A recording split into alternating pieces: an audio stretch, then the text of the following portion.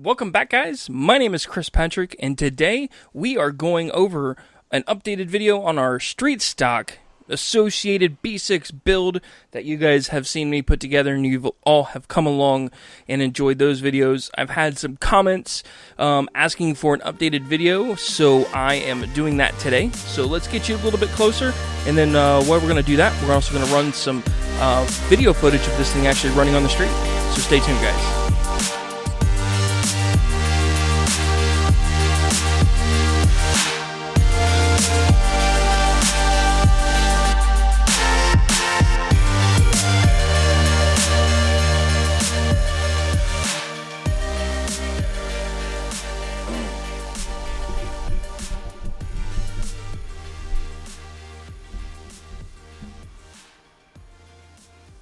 So now that we've got you a little bit closer, I've already taken the body clips off. Still running the Ford Mustang body, and as you tell, it's still looking nice and clean and fresh.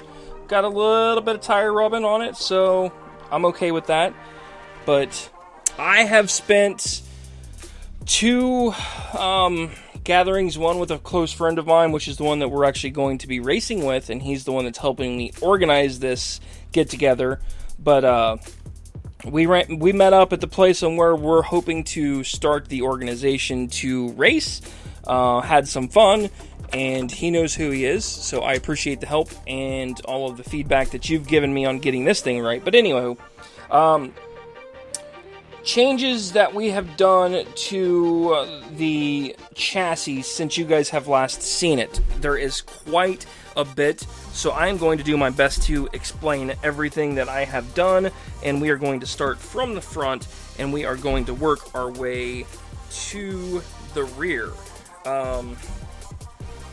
So with the fronts, I have gone down on spring on both the front left and the front right, down one color. So the red was here, the green was here. So I've moved the red to the right side, which is down one because the green is harder, and then the yellow is softer than the red, and I went down from red to yellow. I hope that makes sense. Might have confused you. Sorry if I have. Ride height on these are up to 20 millimeters measured right here underneath my screw for the servo, actually the frames. So I'm at 20 millimeters here and 19 on the left, and the back right corner I am at 19, the right rear corner I am at 20. So, and I measure those back here off of the mounts on the rear. I want them as far as I can get them away, but the way this chassis is built, it starts to curve a little bit, so you kind of have to pick your spots. Servo's still the same, ESC's the same, battery's the same, motor's the same. I'm still using the slipper elimination clip set from Shell, and the diff hasn't changed.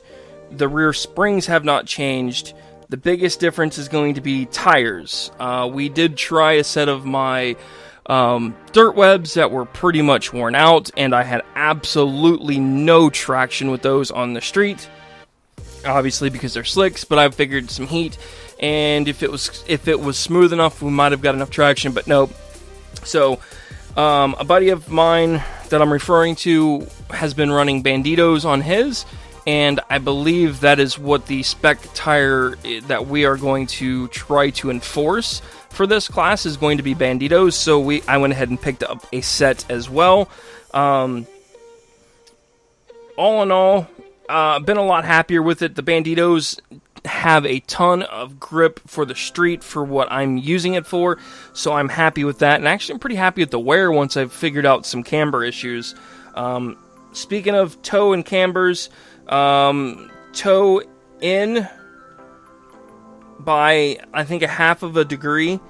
And then camber, if I remember right, I am at +1 and negative. Am I saying this backwards? I don't remember now. Give me a second.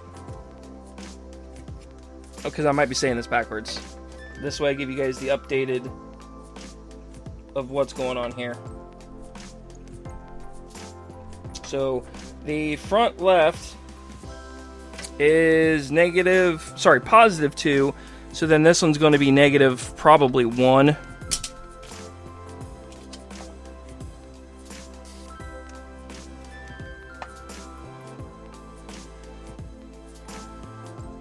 Yep, negative 1. The rear, this one, which would be your left rear, has a pretty substantial curve to it. It is leaning positive 1, and the right rear, I believe, is negative 2.5, or negative 3. I think it went up to 3. Yep, negative 3. So, the theory of this is, I'm going to aim it to you guys so you can see it. As the car wants to go into a corner and it's going to favor the right rear, it's actually going to level out your tire. I was getting a lot of wear on the outside edge of this tire, which tells me it's leaning too hard on the edge of that right rear tire. So I had to compensate by giving it a little bit more negative camber, so when it goes to roll, that the tire is almost flat as it's going around the corner, or square to the ground. I hope that makes sense to you guys for you to understand the concept of why I'm running negative 3 and positive 1 over here. The positive 1 is the same concept. It's going to pull this way. As it pulls, the positive 1 camber is going to end up being 0 as it goes around the corner. And that's pretty much what you want. Still running a very open diff on the rear end. It's extremely loose, and I believe that was Remington oil that I was using for the diff fluid on the back end. And what else am I missing?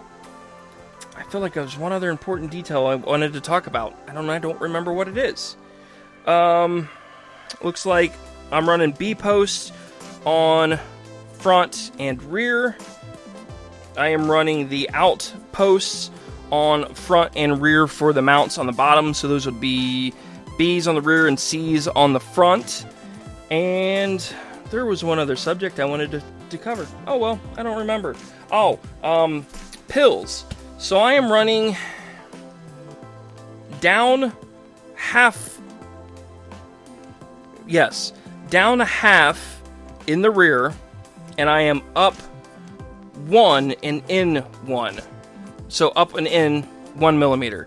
So that gives me a 1 millimeter toe in, and that gives me 1.5 millimeters of anti-squat on the left. On the right, I am running, I believe, I am running 1 millimeter down and in, and I am running 1 millimeter up and out to get the right rear out. So the right rear is actually staggered, kind of pushing the car that way. So, and the way that I understand it, and this is the way that my buddy has taught me on how to understand the tuning, the right rear is for corner off, the left rear is for the corner in. So they do play hand in hand with each other, but it comes down to getting the stability that you're looking for out of this, but also the tire wear. I ran probably 70-75 laps easy on some footage that you guys are going to watch me run. And during that time, soon as I got it off of the track, or the surface, which is the road, I took my temp gun, checked all 4 tires. My front left and my front right were almost identical at 108 degrees. My left rear was at 100, and I believe it was 113 or 114, and my right rear was 127 degrees. So that gives you guys an idea of what I'm talking about on how you favor the right rear, but you try to get your tires to even out a little bit. A, for tire wear, but B, for handling. That's kind of what you want. It's still a little loose if I let off of the throttle on corner entry. The car wants to roll and then take off, kind of the center, it kind of helps. It's the differential. With it being open like it is, it allows the car to just kind of snap.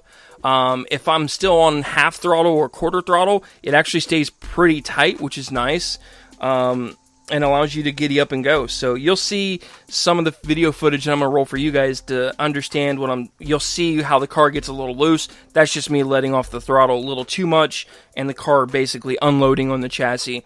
And it's just taking some time to learn how to drive. It's a little different than driving off-road, obviously. So with that, let's roll some footage of the vehicle running here in action, and let me know what you guys think down low. So comment on the street stock build that we've got going on here, and hopefully we'll get some racing together here shortly, and see if we can't have some fun. And I'll take the cameras along with me, obviously, and we'll do some recording and racing at the same time. So with that, we're going to wrap this video up. Thank you guys for watching, and I hope you enjoyed our updated video here on the street stock B6 build that we got going on. And with that, we're going to wrap this video up. Thank you guys for watching. Have a wonderful and fantastic day.